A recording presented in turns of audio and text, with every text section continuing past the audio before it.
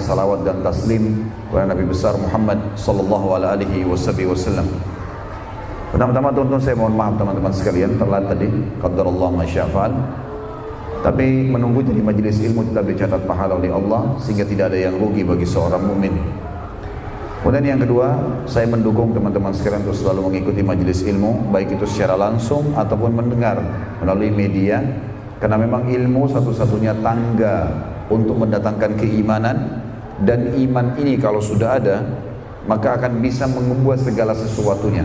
Orang buruk menjadi baik, orang bodoh menjadi pintar, orang pelit menjadi dermawan, orang penakut bisa jadi pemberani, dan tidak ada yang bisa menghalangi seseorang berbuat amal saleh dan meninggalkan dosa kalau iman sudah tertancap di dalam hatinya. Oleh karena itu majelis ilmu harus selalu dijadikan sebagai pegangan hidup dan jadikan simbol hidup antum semuanya. Tidak ada hari tanpa ilmu. Kita akan bahas kesempatan sore ini, semoga Allah berkahi teman-teman sekalian, dahsyatnya doa. Ini sebenarnya juga sama, sebuah tulisan yang sedang saya susun dan alhamdulillah sudah 90% selesai. Mudah-mudahan dibantu doa bisa dimudahkan oleh Allah Subhanahu wa taala untuk diterbitkan. Kita akan bahas masalah doa teman-teman. Alasan saya menulis tulisan ini sebenarnya karena banyaknya pertanyaan yang sampai kepada saya tentang bagaimana saya bisa mengetahui kalau doa saya diterima Ustaz. Doa-doa apa saja yang mustajab, dan juga kendala-kendala apa yang bisa menghalangi doa saya diterima. Sehingga pertanyaan demi pertanyaan muncul teman-teman sekalian, membuat saya atau mengkritik saya untuk menulis sebuah tulisan.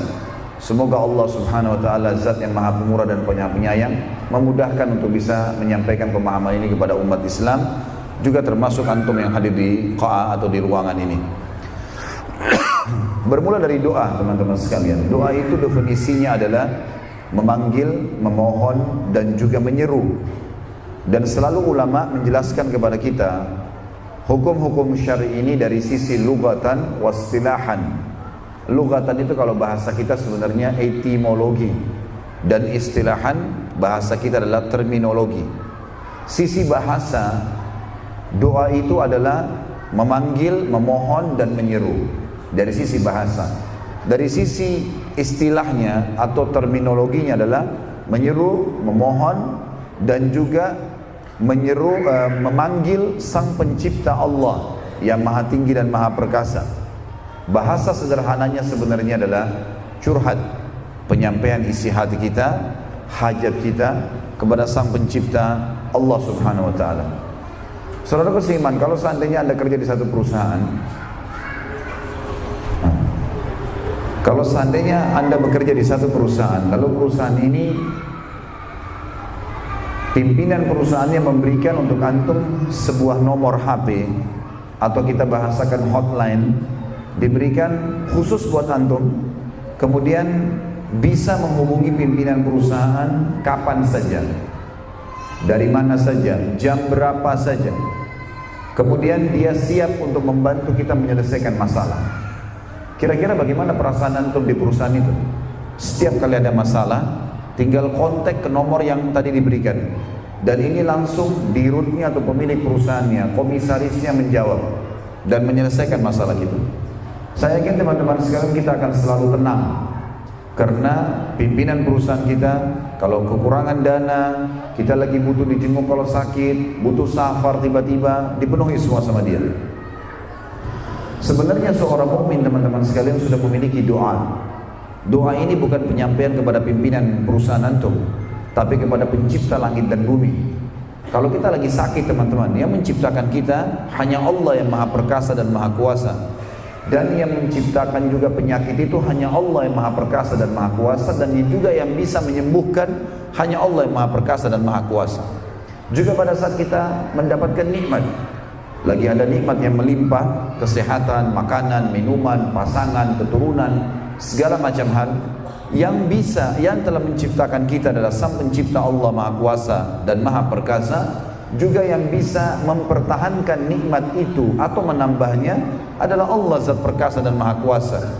Maka teman-teman sekalian, tinggal satu caranya, doa. mengangkat tangan ke langit ataupun tidak mengangkatnya, tinggal memuji namanya, alhamdulillah, bacakan salawat pada nabinya, wassalatu wassalamu ala rasulillah, lalu sampaikan hajat kita, maka dijawab oleh sang pencipta Allah. Ini pembukaan materi kita tentang masalah definisi doa itu sendiri. Doa ini teman-teman sekalian dijadikan di dalam agama kita sebagai inti ibadah.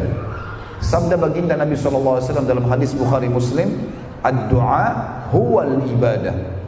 Doa itu adalah inti daripada ibadah. Salat teman-teman semuanya doa. Begitu takbir ada doa iftitah. Al-Fatihah 3 ayat 4 ayat pertama puji-pujian kepada Allah. Ayat selanjutnya 3 ayat tersisa itu semuanya teman-teman sekalian berisi doa. Kemudian juga ruku, ada doa ruku, i'tidal, ada doa i'tidal. Begitu sampai salam. Bahkan teman-teman sekalian, sebelum salam kita dianjurkan menghafal dan mengamalkan 23 macam doa yang dijadikan juga mustajab pada saat itu. Kita tahu semuanya, kita ingin keluar rumah ada doanya, masuk rumah ada doanya, mau makan ada doa, habis makan ada doa, masuk kamar mandi doa, keluar kamar mandi doa.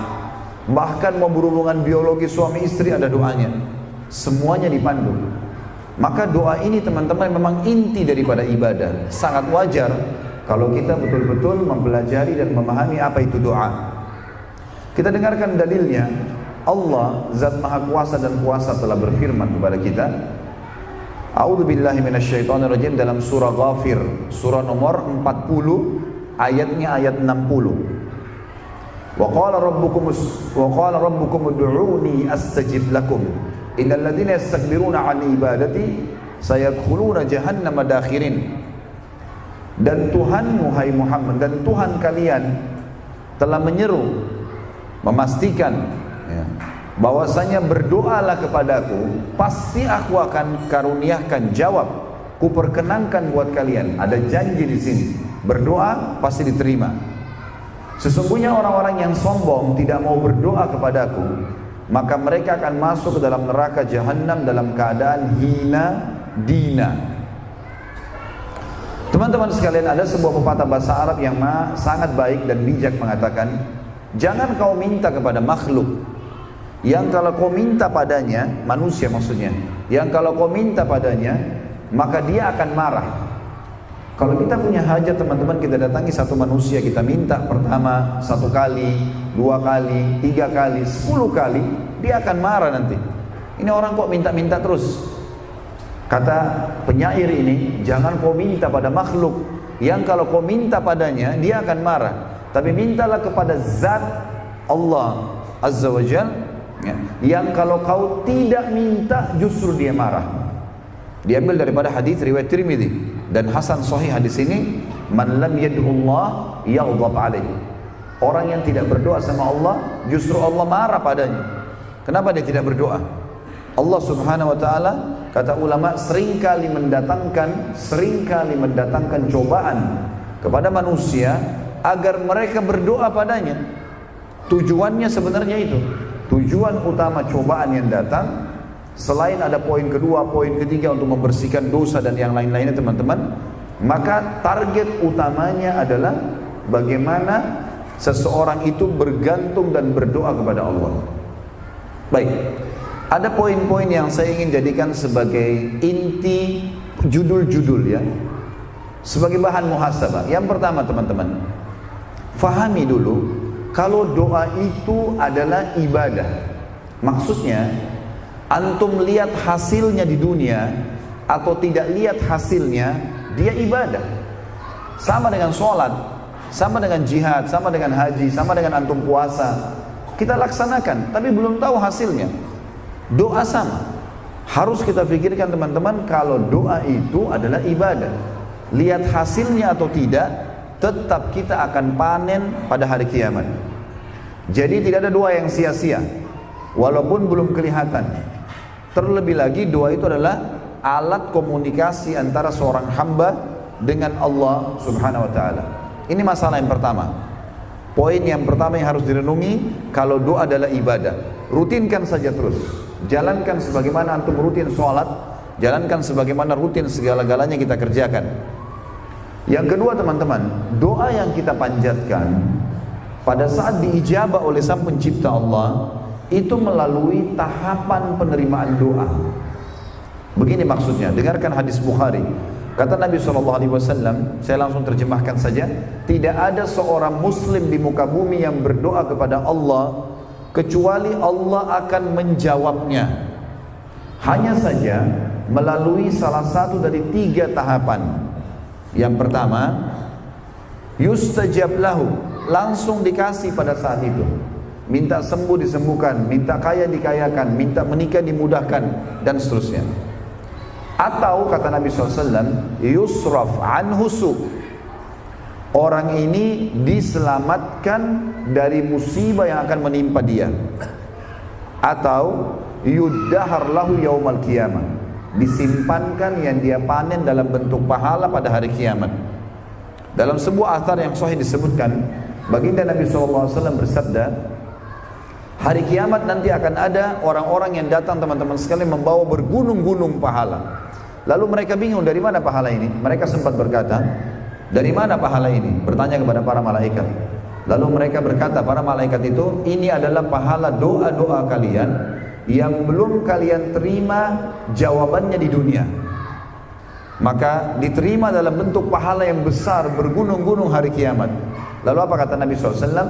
Semua orang-orang itu yang menerima pahala bergunung-gunung berharap pada saat itu agar semua doa mereka di dunia belum dikasih jawabannya, agar mereka menerima dalam bentuk pahala yang besar pada hari kiamat. Kata para ulama teman-teman sekalian, kalau seandainya ada orang, kita bahas tadi kalau langsung diterima Allah kasih terima, yang kedua Allah hilangkan kesusahan. Kata para ulama, diambil nukil dari perkataan Ibnu Qayyim rahimahullah, kalau ada seseorang mengatakan misalnya anaknya sakit, lalu dia berdoa, selama 10 tahun dia berdoa, ya Allah sembuhin anak saya, ya Allah sembuhin anak saya, 10 tahun dia berdoa. Lalu kemudian dia berhenti berdoa karena beralasan Allah belum menerima doa saya, buktinya anak saya tidak disembuhkan. Kata ulama, ini pemahaman yang keliru. Karena sebenarnya kalau dia tidak berdoa selama 10 tahun, anaknya akan lebih parah daripada penyakitnya yang sekarang. Justru doanya telah membuat tertahan di situ, atau dihilangkan musibah yang lebih berat. Dan juga hikmahnya, nanti akan kita bahas lebih jauh teman-teman sekalian, kalau ada seseorang yang kelihatannya doanya belum diberikan, maka pasti ini dipastikan teman-teman, sekali lagi dipastikan Allah menginginkan kebaikan dari belum diberinya pada saat itu. Nah, akan kita jelaskan poin itu setelahnya tentunya. Pada saat Allah Subhanahu wa taala, begini memahaminya, pada saat Allah Subhanahu wa taala teman-teman menerlambatkan jawaban doa di dunia, itu karena Allah lebih tahu mana yang terbaik buat kita. Ibaratnya seperti anak, misal antum punya anak ini mau berteman sama satu orang, orang ini kita tahu buruk akhlaknya, narkotika lah, berzina lah, orang yang buruk. Kita tahu ini sebagai orang tua, anak kita pamit, ayah, ibu, abi, umi izinkan saya keluar, bisa nggak? Saya mau keluar sama si fulan. Kita tahu temannya ini buruk, kira-kira antum izinkan nggak? Padahal anak kita sayang kan? Dia juga mau berteman sama teman-temannya, tapi karena kita tahu keburukan, kita nggak izinkan. Kata Ibnu Qayyim rahimahullah, Allah Azza wa Jal bila hambanya merengek meminta padanya dan belum dikasih, Allah tahu kalau ini dikasih buruk buat dia, akan jadi masalah buat dia. Saya akan kasih contoh di sini supaya teman-teman paham. Di Saudi teman-teman ada satu kejadian nyata, dan ini disampaikan oleh salah seorang dokter di Ummul Qura. Beliau mengatakan ada temannya melamar seorang wanita, dan wanita ini sudah sangat cocok dengan dia secara fisik. Dia sudah nazar, melamar, diterima, 3 bulan lagi akan menikah. Ini kisah nyata dari Saudi. Pada saat teman-teman sekalian sudah diterima lamarannya dan 3 bulan lagi akad nikah, dia sudah sangat gembira. Orang ini, kata dokter ini, Dr. Muhammad kebetulan namanya, beliau mengatakan orang ini sangat soleh, ibadahnya bagus. Saya tahu benar, kata dia. Orang ini teman dekat saya. Tapi waktu dia sudah diterima lamarannya, tiba-tiba tanpa sebab Sebulan setelah diterima lamarannya, tinggal 2 bulan lagi nikah, tiba-tiba dibatalkan sepihak oleh si perempuan itu. Ditanya oleh dia kenapa sebabnya, gak ada jawaban. Orang tuanya perempuan pun sudah malu. Nanya anak perempuannya, jawabannya pokoknya saya tidak mau sama orang ini ayah. Harus batal pernikahan. Kenapa? Kasih uzur supaya ada jawaban. Pokoknya saya nggak mau. Tiba-tiba saya rasa nggak suka sama orang ini.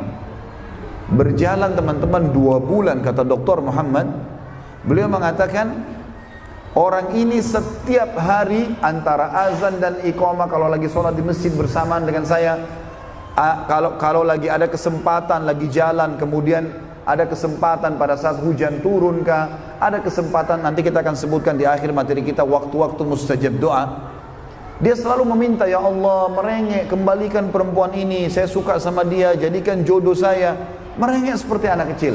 Kata Dr. Muhammad, sampai waktu saya dengar doanya, karena dia teman dekat saya, selalu sama-sama di mobil, selalu sama-sama sholat berjamaah di masjid, maka yang saya bilang, saya pun berdoa mengatakan, ya Allah ijabahkan doanya orang ini. Kesian, sampai merengek luar biasa kepada Allah dia minta.